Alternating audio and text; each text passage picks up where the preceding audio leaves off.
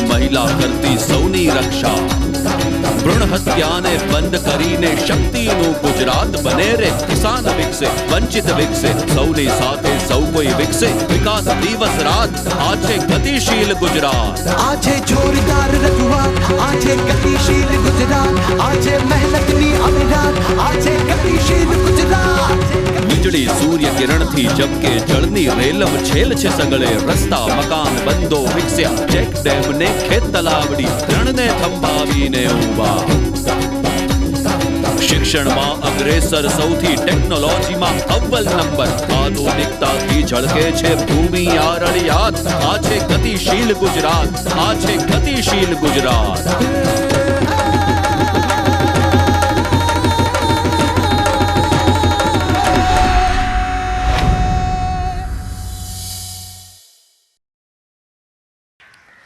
નમસ્કાર દર્શક મિત્રો, ગતિશીલ ગુજરાતના આપણા આજના કાર્યક્રમમાં સ્વાગત છે આપ સૌનું. દર્શક મિત્રો, ગતિશીલ ગુજરાતમાં સતત ક્યાંક ને ક્યાંક વિકાસના કાર્યો થઈ રહ્યા છે, જેના કારણે જન સુખાકારીમાં સતત વધારો થઈ રહ્યો છે. તાજેતરમાં મુખ્યમંત્રી શ્રીમતી આનંદીબેન પટેલે આવા જ કેટલાક વિકાસ કાર્યોનો શુભારંભ કરાવ્યો હતો. કૃષિ પ્રધાન ગુજરાત રાજ્યમાં ખેડૂતોના ખેતર સુધી જળ પહોંચાડવા માટે કેનાલનો વ્યાપક ઉપયોગ થવાના કારણે ખેડૂતોની સમૃદ્ધિમાં નિરંતર વધારો થતો રહ્યો છે. મુખ્યમંત્રી શ્રીમતી આનંદીબેન પટેલે સુરેન્દ્રનગરના બામણવાથી નર્મદાના જળ ભૂગર્ભ પાઇપલાઇન દ્વારા સબ માઇનોર કેનાલથી ખેડૂતના ખેતર સુધી પહોંચાડવાના કાર્યનો તાજેતરમાં આરંભ કરાવ્યો હતો. જે કામનો આજથી આરંભ થયો છે એ કામ માત્ર 3 મહિનાની અંદર પૂરું કરી દેવામાં આવે છે. માત્ર 3 મહિનાની અંદર પૂરું થશે, પણ તમારો સહકાર જોઈશે. એમાં કોઈ ખેડૂત જો અડીંગો લગાવીને બેઠો કે મારા શેઢા ઉપર થઈને હું પાઇપલાઇન નહીં નાખવા દઉં, તો પછી હું ભલે કહેતી હોઉં કે 3 મહિનામાં કામ પૂરું કરીશું, પણ જો કોઈ ખેડૂત આ પ્રમાણેની કામગીરી કરે તો પછી અમારે પાછું આવવું પડે સમજાવવા માટે. પણ મને ખાતરી છે મિત્રો કે જે રીતે પાણી જોયું છે એના પાણીને કારણે જે મબલક ઉત્પાદન થયું છે એને કારણે હું નથી માનતી કે હવે કોઈ પણ ખેડૂત પોતાના ખેતરની અંદરથી જમીનની અંદર નાખવા માટેની પાઇપલાઇનનો કોઈ વિરોધ કરે. હવે કોઈ જમીન સંપાદન નથી થવાનું. મુખ્યમંત્રીશ્રીએ નર્મદાનું પાણી ખેતરો સુધી પહોંચાડવાની પ્રતિબદ્ધતા આ અવસરે વ્યક્ત કરી હતી. આપણે ત્યાં એક નર્મદા મૈયા, અને આ નર્મદાનું પાણી ઠેર ઠેર પહોંચાડવા માટે પ્રયાસોનો આરંભ થયો. દરવાજા મળ્યા, કામ ચાલુ છે, અને હું આપ સૌને ખાતરી આપવા માટે આવી છું મિત્રો, જે ઝડપથી નર્મદા ડેમના દરવાજા મૂકવાની કામગીરીનો આરંભ થયો છે, ત્યારે હું આપ સૌને ખાતરી આપું છું 2017 સપ્ટેમ્બર સુધીમાં ડેમના દરવાજાનું કામકાજ પૂર્ણ કરી દઈશું. હવે એક બાજુએ ડેમના દરવાજાની કામગીરીનો આરંભ થતો હોય તો બીજી બાજુએ કેનાલોનું કામ પણ ચાલુ કરવું જ પડે. વર્તમાન સરકારની કામગીરીમાં જનભાગીદારી જોડાઈ હોવાનું તેઓએ જણાવ્યું હતું. આપણી જવાબદારી બને છે કે ભૂતકાળમાં જે થયું તે થયું, પણ વર્તમાન સરકાર હવે આ સ્થિતિ નહીં થવા દે. અને એટલે તળાવ ઊંડા કરો ભાઈ, સમાજ જોડાયો, ગામના લોકો જોડાયા, પાણી ભરાયું, અને 2 મહિના 4 મહિના વધારે ચાલ્યું. એટલે એમને પણ એમ લાગ્યું કે હજુ તળાવ વધારે ઊંડું કરીએ તો 12 મહિના સુધી પાણી એની અંદર ભરાતું રહેશે, ઢોર ઢાંખર પાણી પીતું રહેશે. મિત્રો, ચેકડેમો બાંધવાની વાત આવી ત્યારે પણ લોકો જોડાયા, ચેકડેમો બાંધ્યા.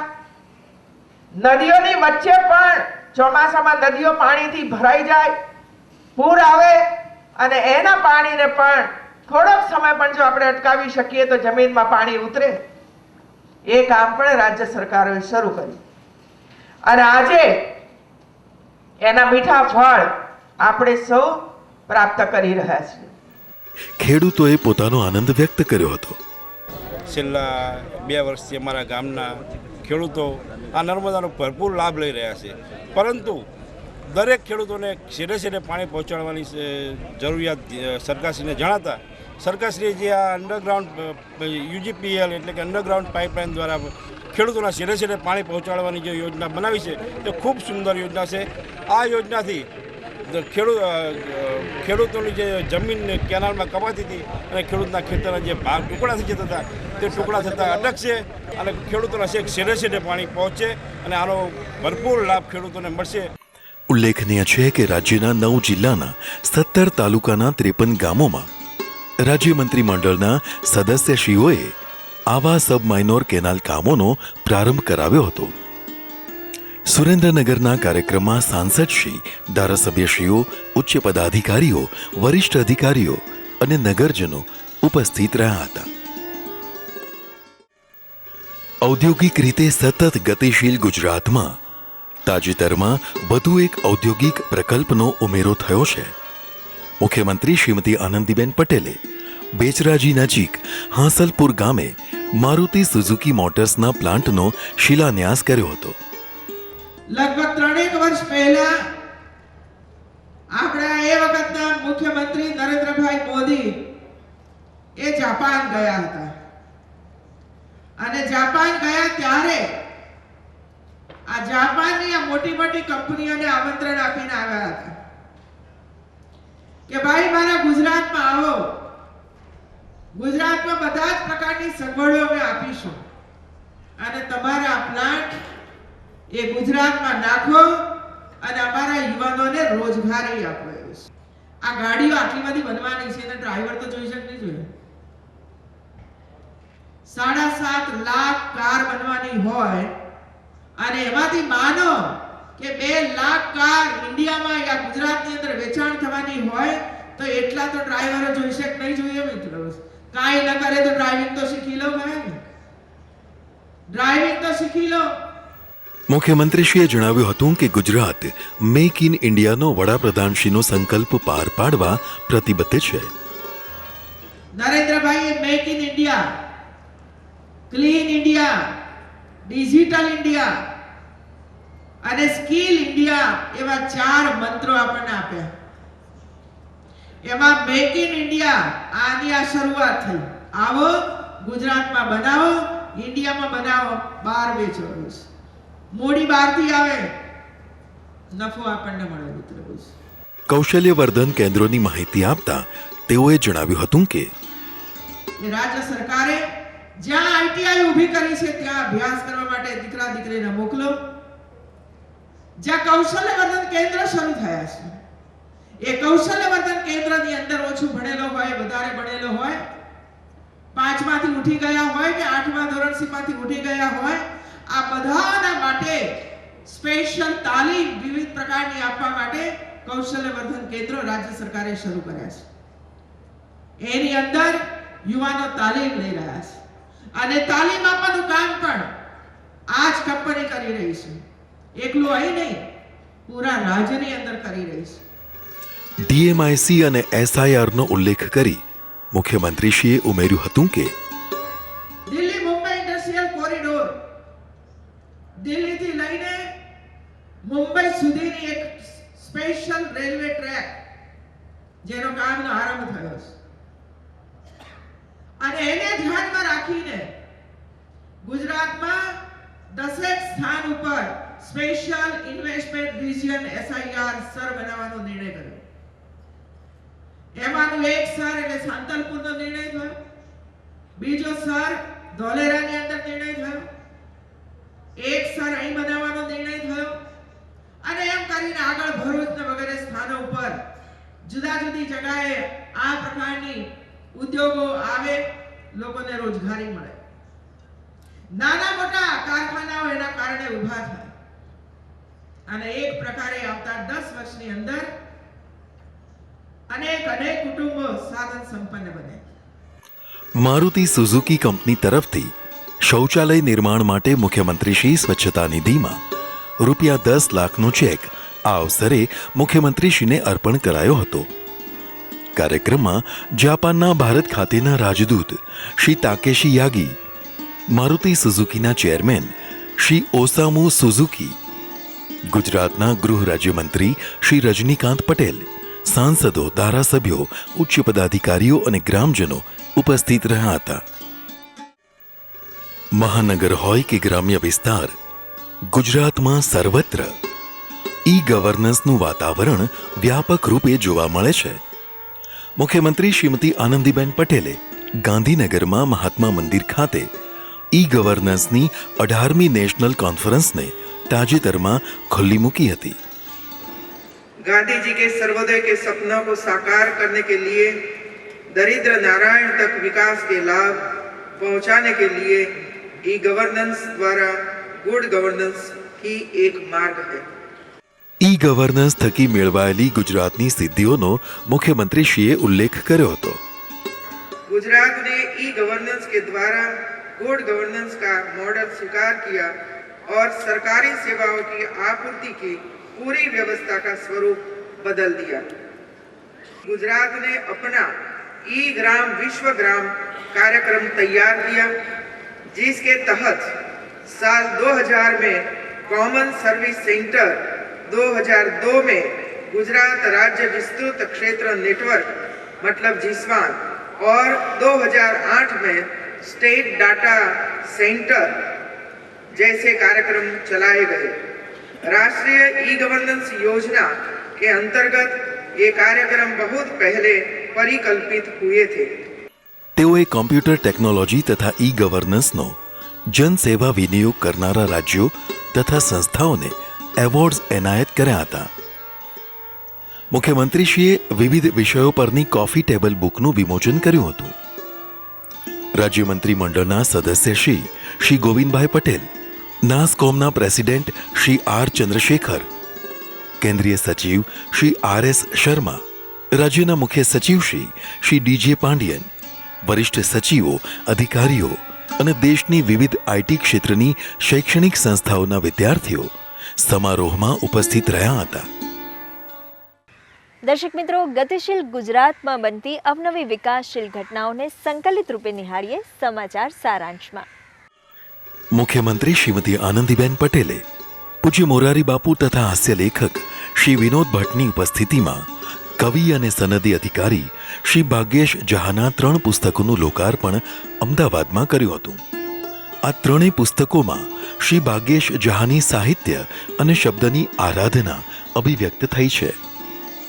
મુખ્યમંત્રીશ્રીએ આ અવસરે જણાવ્યું હતું કે ભાગ્યેશભાઈ યુવા અને સાંસ્કૃતિક વિભાગના સચિવ છે અને ઇન્ફોર્મેશન ડિપાર્ટમેન્ટના કમિશનર પણ છે. એટલે કલા અને શબ્દો સાથે તેમનો જૂનો સંબંધ રહ્યો છે. ભાગ્યેશભાઈના લિખિત શબ્દોને એક યા બીજા સ્વરૂપે વર્ષોથી હું વાંચતી આવી છું. તેમના શબ્દોમાં કેટલો વૈભવ છે, તેમના શબ્દોમાં કેટલી નજાકત છે અને તેમની ભાષા કેટલી સમૃદ્ધ છે તેનો મને ખ્યાલ છે.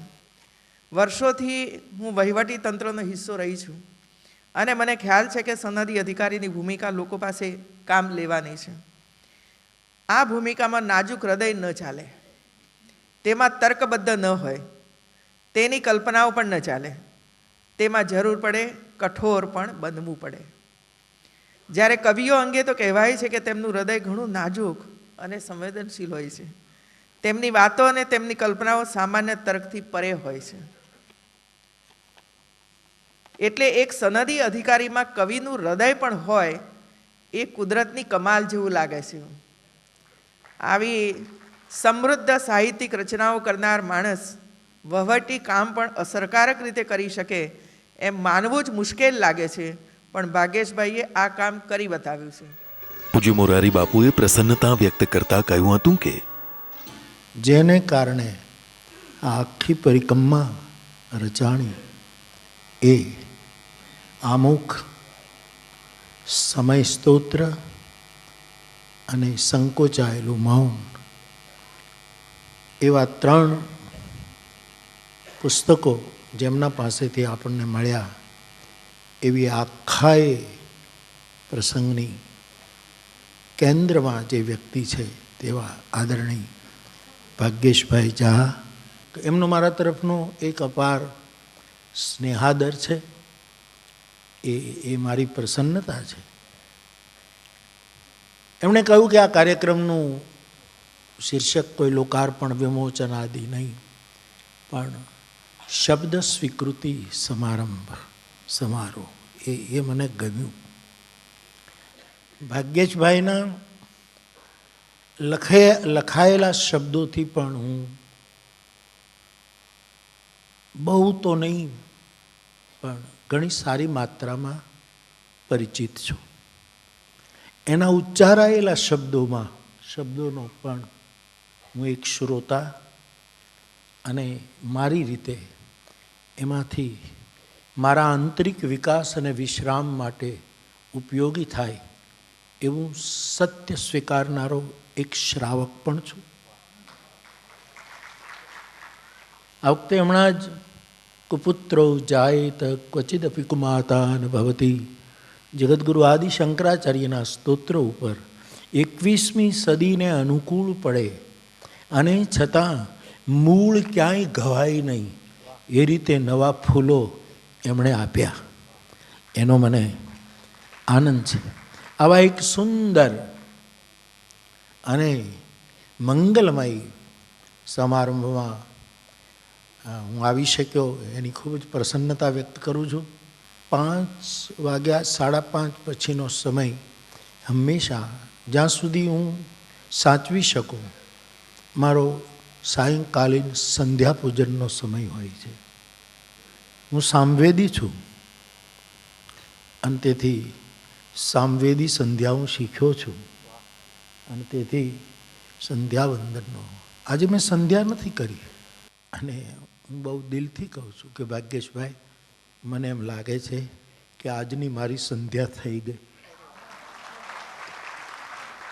કઈ સંધ્યા એટલે હું તરભાણું આચમની ગંગાજળ અને વાટકો લઈને કરું, એના મંત્રો બોલીને કરું, પછી યજ્ઞ જે હું કંઈ કરતો હું તે છોડો, પણ એ જ સંધ્યા હોય.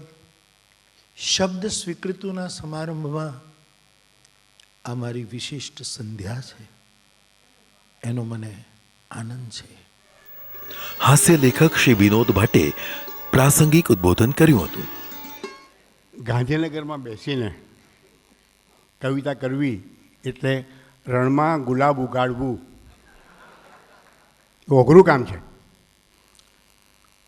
સારા કવિ છે તો આપણે જોયું, નિબંધકાર પણ છે.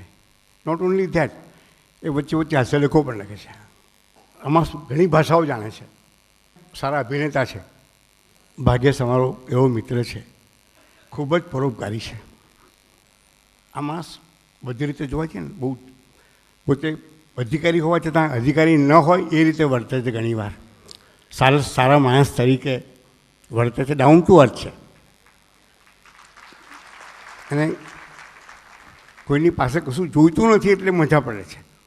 જે માણસે કશું જોઈતું ના હોય ને ક્યાંયથી, એ એના જેવી કોઈ મજા એક પણ નથી. લેખક શ્રી ભાગ્યેશ જહાએ ઉર્મિશીલ પ્રતિભાવ આપ્યો હતો. સાહિત્ય અને ગુજરાતની સર્ગ શક્તિનું પૂજ્ય મોરારી બાપુ એક સ્નેહ શિખર છે. એ બાપુએ એટલો અનુગ્રહ કર્યો છે અને અસ્મિતા પર્વમાં બધા સાહિત્યકારોને આ રીતે એમની હાજરી હોવી એ મને ખૂબ જ પ્રોત્સાહક, મને પોતાને એમ લાગે છે કે આ કાર્યક્રમ પણ પોતે એક શિખર થઈ ગયો. મુરબ્બી માનનીય માર્ગદર્શક અમારા આનંદીબેન પટેલ સાહેબ, એમને તમે નજીકથી જુઓ, અમે તો બહુ નજીકથી જોઈએ છીએ, તો આપણને એમ લાગે કે આ ઉંમરે અને કેવી પ્રેઝન્સ ઓફ માઇન્ડ સાથે 8:30 વાગ્યાથી કામ શરૂ થાય, રાત્રે 9:30 વાગે પણ એટલા જ ફ્રેશ. અને મને એવું લાગે છે કે આપણને એક સરસ નેતૃત્વ મળ્યું. અને એના કરતાં પણ વધારે સારું, કારણ કે હું શિક્ષકનો પુત્ર છું અને શિક્ષકો પ્રત્યે મારો હંમેશા પક્ષપાત રહે. એટલે એ શિક્ષિકા છે, આવા શિક્ષિકા છે, પોતે માતા છે, અને સૌથી અગત્યની વાત, દરેક પ્રકારના સંઘર્ષમાંથી આ કક્ષાએ પહોંચ્યા છે. જગતની જીવનની બધી તડકી છાંયડી જોઈને એક વ્યક્તિ જ્યારે ઉચ્ચસ્થ સ્થાને પહોંચે છે ત્યારે કેવી સંવેદનશીલતા કેળવાય છે, એનું એક ઉદાહરણ છે બેન. એમનું વિશેષ મારા માટે એકદમ આ ભાવ જગતમાં આ બંને વડીલોની હાજરી મને અભિભૂત કરી રહી છે, ગદગદિત કરી રહી છે કે મારા શબ્દ સ્વીકૃતિના આ સમારંભમાં આ બંને વડીલો અહીં ઉપસ્થિત છે. રાજ્ય મંત્રીમંડળના સદસ્ય શ્રી રમણલાલ વોરા, સાહિત્યકારો, રાજ્યના મુખ્ય સચિવ શ્રી, વરિષ્ઠ સચિવો અને સાહિત્ય પ્રેમીઓ ઉપસ્થિત રહ્યા હતા. મુખ્યમંત્રી શ્રીમતી આનંદીબેન પટેલે અમદાવાદમાં નવજીવન ટ્રસ્ટના નવજીવન પ્રેસના નવ સંસ્કરણ રૂપે સત્ય આર્ટ ગેલેરી, કર્મ કાફે અને સેન્ટર ફોર સસ્ટેનેબલ ડેવલપમેન્ટના લોકાર્પણ તાજેતરમાં કર્યા હતા. નવજીવન ટ્રસ્ટના ટ્રસ્ટીશ્રીઓ, ગાંધી વિચારના અનુયાયીઓ અને નાગરિકો સમારોહમાં ઉપસ્થિત રહ્યા હતા.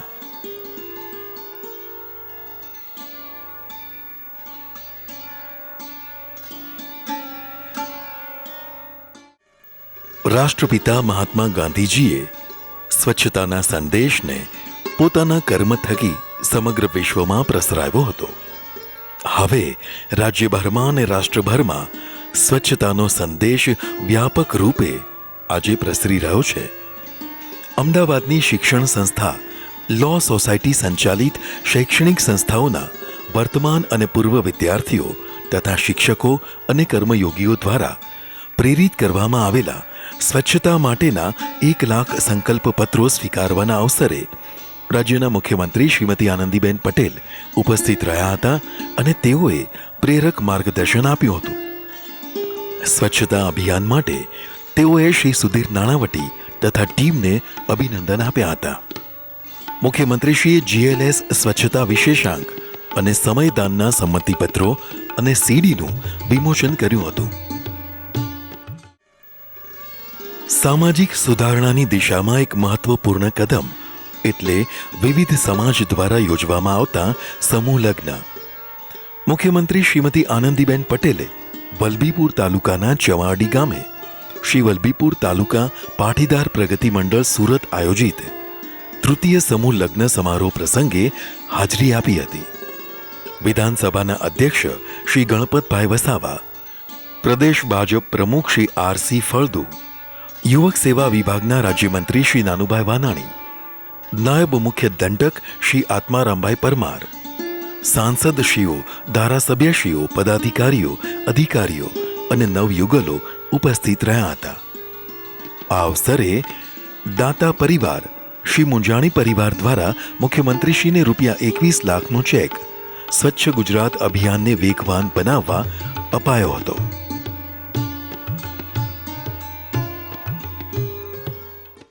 ગતિશીલ ગુજરાતનો આપણો આજનો સમય થાય છે અહીંયા પૂરો. ફરી મળીશું ગુજરાતમાં બનતી અવનવી વિકાસશીલ ઘટનાઓનો રસથાળ લઈને આપણા આ જ કાર્યક્રમમાં આવતા સપ્તાહે. આવજો.